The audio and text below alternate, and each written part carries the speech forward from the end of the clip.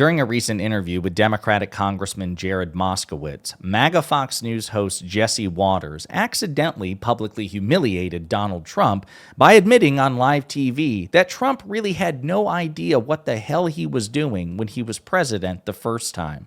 But before we unpack all that, if you end up liking this video and you want to support the channel, please be sure to hit the like, subscribe, and alert bells before you go. All right, friends, it's always funny when MAGA Fox hosts and other MAGA influencers accidentally humiliate Donald Trump by revealing him to be detached and ignorant and, incompetent in so many ways. And we actually see this here.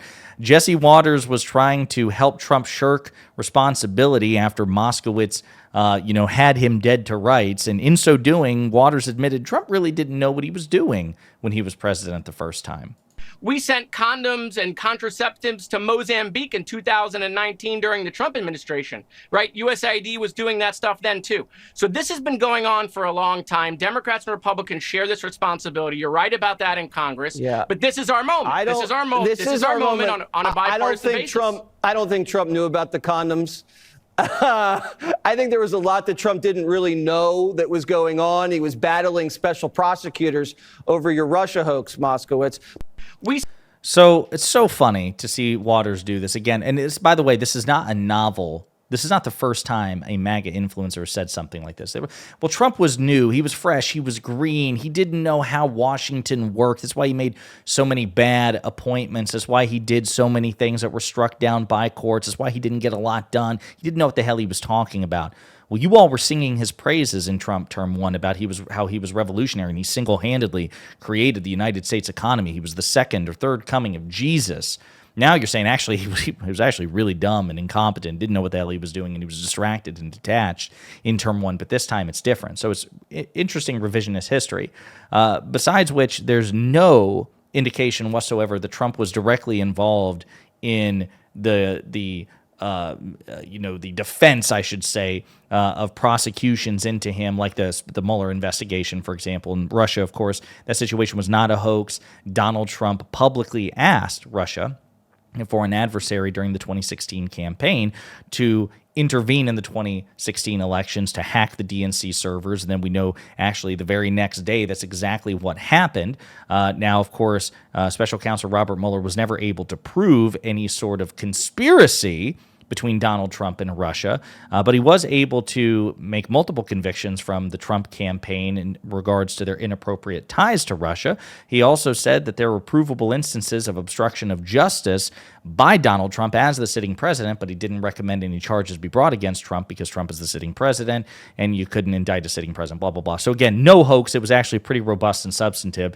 But again, just a kind of an embarrassing admission. But, well, it's different when, these things I'm complaining about now, yeah, they were done under Trump, but Trump was just too stupid and distracted and green and amateurish and dilettantish to really know what the hell he was doing. Number one, that's no excuse. Number two, you would never tolerate that excuse if it were a Democrat. And number three, you just gave the game away that the guy doesn't know what he's doing.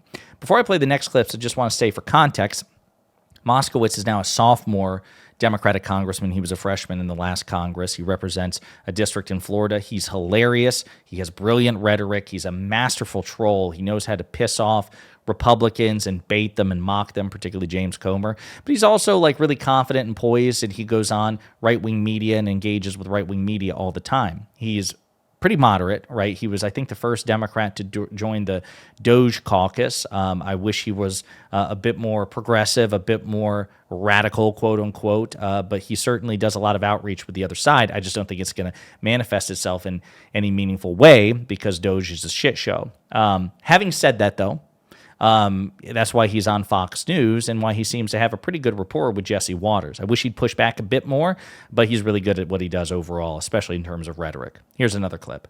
You're not going to be able to do it by CR anymore, because if you do it by CR, then what we're really saying is, okay, look, Doge says they found all this fraud, waste, and abuse. If you do it by CR, you're going to refund all of that stuff. All right, listen. So we're going to have to do it with Congress can't cut any money. You can't do it. You've driven this country into a $36 trillion hole. Someone else has to take charge, okay? We did it your way. Well, the It doesn't Republicans are work completely your way. in charge, Jesse. It doesn't work.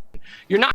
So again, this idea that no, we have to surrender congressional authorities to the president because you guys got us into this mess. Well, Trump was the one who added tons to the national debt, $8 trillion. Again, the so-called waste, fraud, and abuse, which took place. Specific example: condoms being sentenced, prophylactics, and things to try to reduce HIV and AIDS was sent to Mozambique. Well, that happened under Donald Trump. So again, a great example, like by your own standard, he's guilty of the very same sort of waste, fraud, and abuse. And right now, Congress is led and dominated by Trump's party. They control the House, they control the Senate, they control the White House, they have a supermajority on the Supreme Court. So who the hell are you going to blame for this incompetence? Who the hell are you going to blame for the lack of ability of the Republican Party to get its shit together? It sounds like it's the Republicans' fault, 100%. But Jesse Waters can't cop to that because, again, it reveals at how incompetent Trump is as a leader and how incompetent his party is. So he has to blame it on the minority party, and he actually can't point to anything specifically. I want to play one last clip, though, in which Moskowitz gets a pretty good zinger in. Again, I have a pretty wide sense of humor, so I understand even joking about this particular thing. But it's also kind of a tacit admission by Jesse Waters about just how much worse the Republican Party is. Watch this exchange here in which they joke about January 6th. In order to solve America's debt crisis, you're going to have to do that in Congress. It's not going to happen in the executive branch. All right, well, so what? Let the lawyers figure it out. You guys can let the lawyers battle it out in the courts, but why do you guys go out there and sing songs and act crazy and look like you're pro-waste, fraud, and abuse? Every American now thinks the Democrats are defending waste, fraud, and abuse. Well, look, what do you want us to do? Storm the Capitol? I mean, that's already been done. Right? That's our job. That's our job. Leave that to us, Moskowitz. No, but yeah, that is what you guys do. Again, so much packed into that, joke, that quip, but it is true. That is a uniquely Republican phenomenon. Democrats have been disappointed with the election results multiple times. 2000, Bush v. Gore, Trump's first victory in 2016, 2024 as well. But there were no violent attempts to overthrow the government by sitting Democratic officials. Again, in 2016, President Obama was. It's just the reason I think it's just worth unpacking this is because there's so much that's wrong with the MAGA movement collectively. There's so much wrong about Donald Trump. Again, unique things that we've never seen from any Republican or Democratic candidate before, no matter how flawed. And it's easy to forget about it because we're finite. I'm finite. You're finite. We're limited. We have hobbies and significant others and children and family members and friends. And so we have to divert so much effort and energy to other important things. But it bears repeating that Jesse made an admission there, Jesse Waters did, and he probably meant it tongue-in-cheek, but it's true. They have a unique problem with trying to overthrow the government when they don't get their way. Now, is it something they always try to do? No. But they're the only ones who have ever attempted to do it, right? Again, I keep going back to when Trump won in 2016, there were protests and people were pissed and scared and much more energized than they are right now. Right now, people are exhausted, truly exhausted. I'm exhausted, and I imagine you are too. But Barack Obama was still the president. He was a Democrat. Joe Biden was vice president, and he would be the one presiding over the certification of Trump's victory. Hillary Clinton, of course, was the candidate who lost. They didn't conspire, the three of them, to block Trump's victory, to refuse to certify, or to steal it with fake electors, or to try to sue their way into the White House. They certainly didn't stage an insurrection or foment an insurrection. Hillary Clinton publicly and privately conceded, and that was the end of it. And it's an important distinction because, again, so many people say, oh, both parties are the same. They're not. I'm not asking you to fall in love with the Democratic Party. I have my issues with the Democratic Party, believe it or not. I just refuse to pretend that they're both the same or that they're both equally good or equally bad. They're not. And what was interesting about that last part is Jesse Waters admitted that really in the very worst and most important ways, his party and his cult of personality, they really do suck.